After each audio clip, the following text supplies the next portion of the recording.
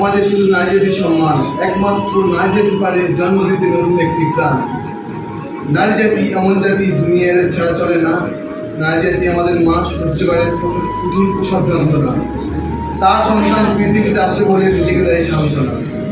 10 মাস 10 দিন গর্ভে রাখার পরে সন্তান যখন পৃথিবী আলো দেখে, সেই সময় শত বারটা বেদনা। কখনো ভালো, কখনো মন্দ, বড়ই এই অদ্ভুত নারী জাতি। অচেনা মানুষকে করে নেয় জীবন চলার একমাত্র সাথী।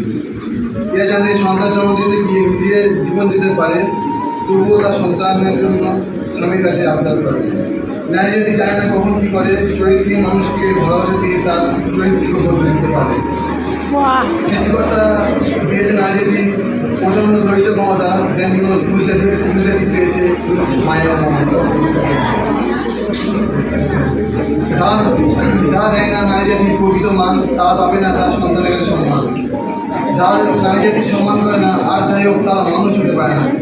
কেননা যে নারী জাতি তার মা, সেই নারী জাতি সে সম্মান করে না।